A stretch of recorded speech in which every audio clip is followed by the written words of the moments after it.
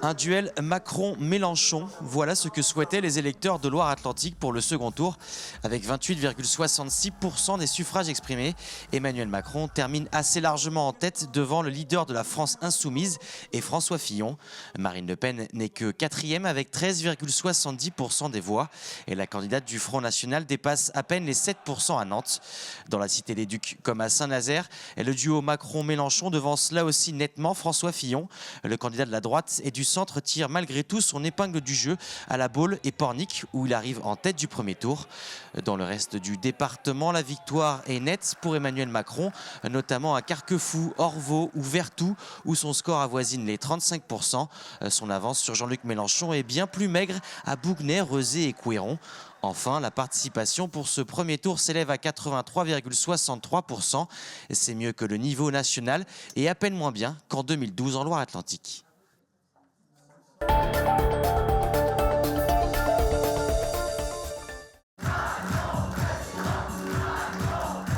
Ils voient déjà leur candidat à l'Elysée, mais même en cas de victoire, les militants d'En Marche ont encore un long chemin devant eux jusqu'aux législatives du mois de juin, en particulier dans notre région. Dans la mesure où on est dans les territoires où Emmanuel Macron fait ses meilleurs scores, il a tout intérêt stratégiquement à mettre des candidats en lice au nom de son mouvement pour la législative. Et là, ça risque de beaucoup perturber la donne politique à gauche. Parce qu'il est clair que l'électorat qu'il mobilise est principalement ici un électorat de gauche. Donc là, ça peut avoir des vraies conséquences, et en particulier pour le Parti socialiste et ses élus. C'est donc une véritable recomposition politique qui se profile dans les 2 prochains mois, à gauche et à droite, avec les désignations des candidats aux législatives. Ça va être intéressant d'observer qui fait quoi à droite. D'abord, Macron, qui va-t-il investir, parce que c'est vrai qu'il y a certains candidats UDI qui aimeraient bien être investis par Emmanuel Macron. Est-ce qu'il va plutôt choisir d'aller vers des candidats centre-droit, des candidats centre-gauche? Est-ce qu'il va faire un mix? Et en effet, ça va tanguer assez sérieusement à droite. Bon, même si ici, on est dans une fédération vraiment filloniste, donc je ne pense pas qu'il y aura de nuit des longs couteaux. Mais les discussions s'annoncent d'ores et déjà houleuses et le Front National espère bien prolonger sa poussée électorale. Toutes les formations politiques le savent, l'étape parlementaire sera déterminante pour les 5 ans à venir.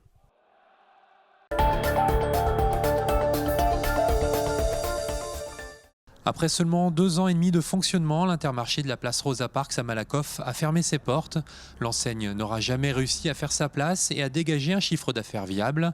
Pour les habitants du quartier, c'est une triste nouvelle. Pour un quartier comme Malakoff, c'est super important d'avoir un commerce de proximité. Ici, il y a plein de gens qui n'ont pas de bagnole, il y a plein de gens qui se déplacent en bus difficilement. C'est compliqué quand on a juste un paquet de farine à aller chercher. Il faut prendre le bus, aller à l'autre bout de la ville, enfin à l'autre bout de la ville j'exagère, mais quand il faut prendre un quart d'heure pour aller, etc. C'est compliqué, les gens y renoncent et les gens ils se résignent. C'est mon quartier et j'y suis pas depuis longtemps, mais je m'y suis bien intégrée. Donc si on fait nos courses ailleurs, ça sera une occasion de moins de venir sur cette place Rosa Parks qui a quand même qui est importante ici. C'est la vie, il y a du mouvement tout le temps, quoi qu'il s'y passe. David Martineau, l'élu du quartier, a annoncé aux habitants que des navettes seraient mises en place pour conduire les plus en difficulté en termes de mobilité dans d'autres supermarchés. Il a également annoncé que des enseignes se seraient montrées intéressées pour prendre la place de l'Intermarché dans les prochains mois. Il y a 2 enseignes qui aujourd'hui travaillent sérieusement le sujet.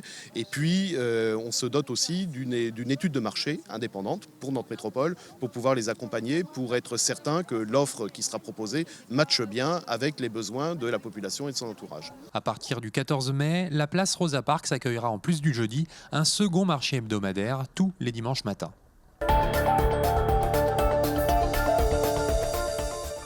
Le numérique ne connaît pas la crise. Le secteur connaît une croissance de 15% par an. Pourtant, victime de son succès, les entreprises peinent à recruter. On estime à 1500 le nombre de postes à pourvoir en Pays de la Loire, 1 millier pour la seule métropole nantaise. Aujourd'hui, on a des entreprises qui décalent des projets, voire qui répondent négativement à leurs clients pour réaliser des projets, notamment dans conception et développement de logiciels. Puis il y a le deuxième problème qui est quand même aussi notable, c'est une inflation sur les rémunérations. Et cette inflation sur la rémunération crée un phénomène important de turnover. Les salariés quittent facilement une entreprise pour une autre. Concerto a été créée en 2013. Elle compte aujourd'hui 300 collaborateurs répartis sur 6 agences en France. Elle aussi peine à recruter. Ses salariés sont sollicités continuellement par d'autres entreprises. L'enjeu est donc de recruter pour se développer, mais également fidéliser son personnel. Il y a certaines sociétés qui ont jusqu'à 30-40% de turnover. Et on se dit, c'est quand même bizarre de dépenser autant d'argent en recrutement, autant d'énergie et quelque part de laisser partir 40% des effectifs tous les ans. Donc nous, notre principal levier dès le départ, déjà, c'était de limiter notre turnover, parce qu'aujourd'hui on est à 5% de turnover, voilà, ce qui est plutôt un très très bon chiffre dans notre secteur d'activité. La région Pays de la Loire est une région dynamique. Chaque année, 30 000 personnes supplémentaires viennent s'y installer. Cette croissance démographique va de pair avec une évolution de la consommation d'électricité. Sur 10 ans, la consommation des Ligériens a augmenté de 11,2% contre 3,1% au niveau national. La consommation reste toutefois stable entre 2015 et 2016. La région Pays de la Loire importe 78% de l'électricité qu'elle consomme. Elle reste donc fortement dépendante des régions voisines. Donc l'énergie va essentiellement venir donc, des régions voisines. En fait, toute l'énergie qui est produite par les centrales nucléaires qui sont basées le long de la Loire. La région Pays de la Loire produit donc 22% de sa consommation d'électricité. La production thermique fossile représente 73% de cette production. Le reste est réalisé par les énergies renouvelables, les bioénergies, le solaire et principalement l'éolien. Une des caractéristiques importantes de la production électrique de la région Pays de Loire concerne donc l'évolution des énergies renouvelables. Aujourd'hui, elle représente 34% de l'énergie produite en région Pays de Loire, alors qu'il y a 10 ans, elle était inexistante. Sachant qu'il y a en plus 2 projets majeurs qui vont contribuer à accroître encore ce parc de production ENR, avec donc, les projets donc, de parcs éoliens offshore au large de Saint-Nazaire, ainsi qu'au large de l'île Dieu-Noirmoutier. Ces 2 parcs éoliens offshore devraient être mis en service d'ici 2022. Ils permettront de doubler le parc de production éolien de la région Pays de la Loire.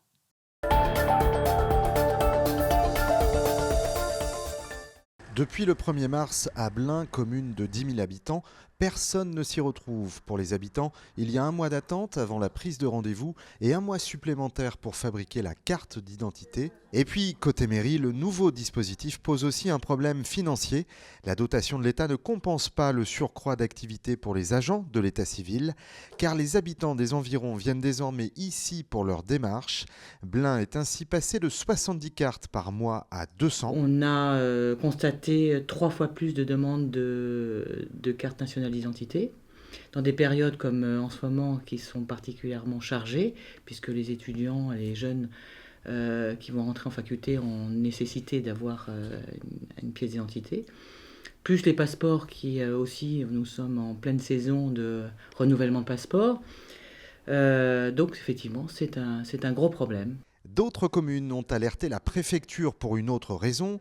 Le maire de Saint-Étienne de Montluc ne peut plus fournir de carte d'identité à ses 7000 habitants car il n'a pas l'indispensable appareil biométrique. Il a écrit au préfet pour rejoindre les 30 communes de Loire-Atlantique qui en sont équipées. Pour l'instant, son courrier est sans réponse. Moi, je souhaite que Saint-Étienne de Montluc ait la possibilité d'avoir ce service de proximité, aussi bien pour les gens qui ont des difficultés de mobilité, pour les enfants, pour les écoles, pour les étudiants, pour les personnes âgées et l'ensemble des gens qui travaillent. La fronde s'organise aujourd'hui avec l'Association des maires de France. L'AMF demande au ministre de l'Intérieur de revoir entièrement le dispositif.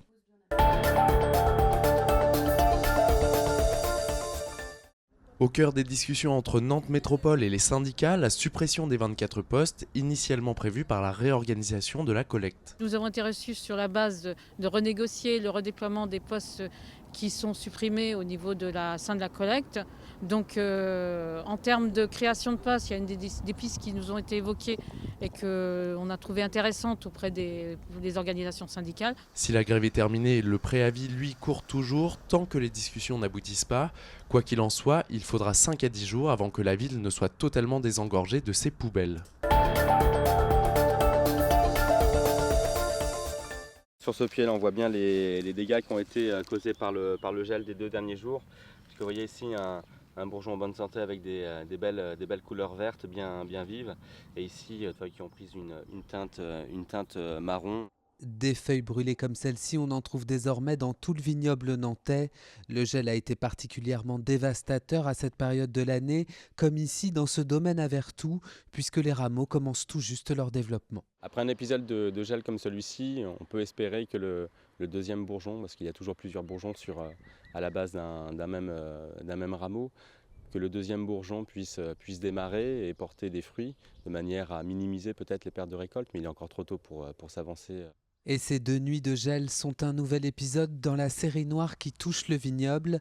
Déjà en 2016, le gel, la grêle et le mildiou avaient causé une perte globale de 200 000 hectolitres sur l'ensemble de la cuvée. Concernant 2017, il faudra attendre la floraison au mois de juin pour mesurer l'ampleur des dégâts, même si on a déjà un premier aperçu des parcelles endommagées. Ce qu'on se rend compte, en effet, c'est que des côtes de Grandlieu, du Sèvres-et-Maine, au coteau de la Loire, donc toute la Loire-Atlantique, une partie de l'Anjou pour les muscadets, a été touchée à différents niveaux en fonction de la situation de la parcelle, en fonction du climat. En 2016, les intempéries avaient entraîné une perte de chiffre d'affaires de 30 millions d'euros sur tout le vignoble nantais.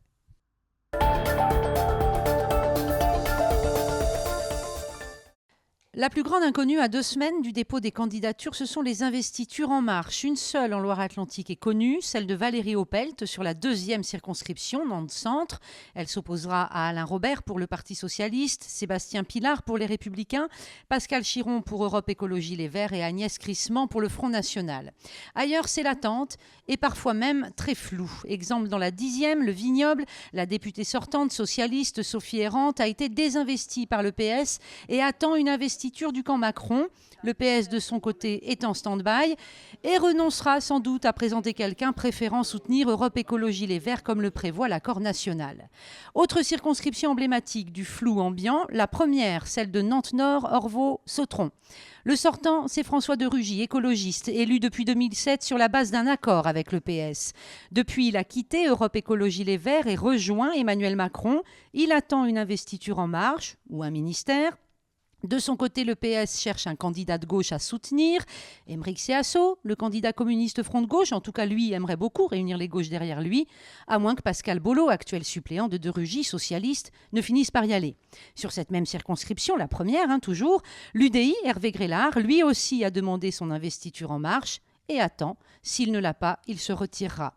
Chez les Républicains, Julien Bainvel est bien le candidat désigné et au Front National, c'est Guylaine Friard. Bref, on le voit, jamais à 15 jours du dépôt des candidatures, il y aura eu autant d'inconnus. Décidément, les élections 2017 sont inédites.